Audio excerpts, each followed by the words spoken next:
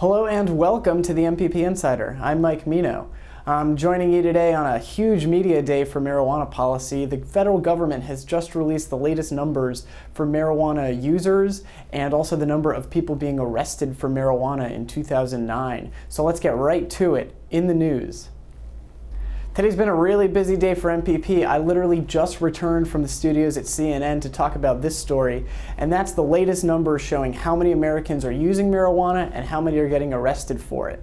In 2009, marijuana arrests went back up again after a slight dip last year. We're now arresting more than 858,000 Americans every year on marijuana charges.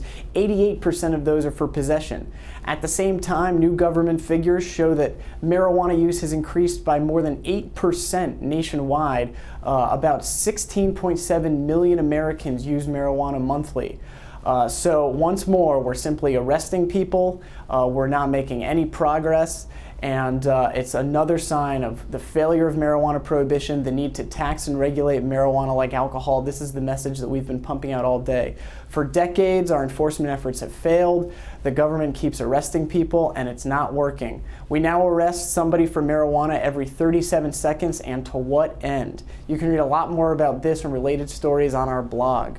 Also, some big stories we've been following here. We had a good election victory for MPP, and that was in Vermont, where the primary race for governor, for the Democratic nominee for governor, went to Peter Shumlin, who has been a strong supporter of marijuana decriminalization efforts in Vermont. That's something MPP has been lobbying for years. And Shumlin, who is the Senate pro tem right now and is now going to face Brian Doobie, the Republican, for the governor's race, is outspoken in his belief that police have better things to do than target low-level marijuana offenders, so we're hoping that we can see some change in Vermont because of this.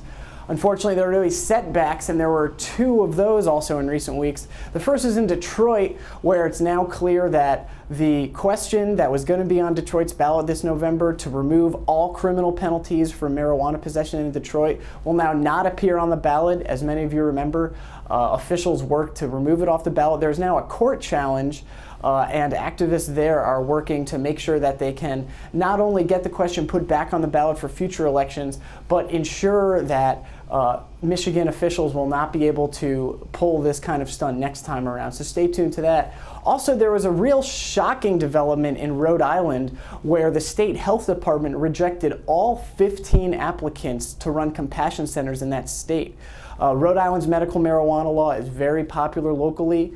The legislature had passed a law that would allow for compassion centers to provide patients with safe access to their medicine. The law calls for a minimum of one compassion center, a max of 3. 15 different people applied, and all were rejected. The reason given by health department officials: some of their applications had too many pages. I'm not making this up. You can read about it on our blog. And now we're going to take another look at the road to regulation. We keep talking about all these local developments, the need for change, more and more evidence coming out every day. In Mexico recently, 2 former presidents have said that we need to legalize marijuana to combat drug cartels, and the current president, Felipe Calderon, now says it's time for a debate. And what everybody's looking to this November, of course, is Proposition 19 in California, which would finally end nearly 100 years of failed marijuana prohibition in that state, making it legal for adults to grow and possess certain amounts of marijuana. The latest poll out on that shows that the yes vote is winning by a slight margin, 47-43. So it's still neck and neck. Almost every poll has shown it to be about 50-50. So it's really anyone's guess, but everybody in California needs to do their part, needs to come out and vote, needs to tell their friends and family members to come out and vote yes on Proposition 19. And one of the great advantages to having this question on the ballot in California is it's been a huge boost to the national debate over marijuana prohibition.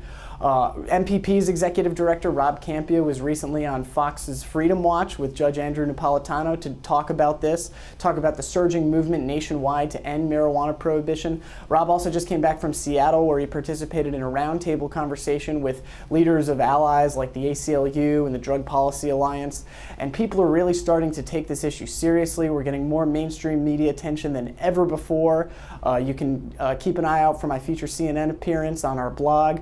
And good news, encouraging developments, but still a lot of work that lies ahead. So for the MPP Insider, I'm Mike Mino. Thanks again for watching. Please stay tuned to our website for all the latest developments, mpp.org. Thanks again.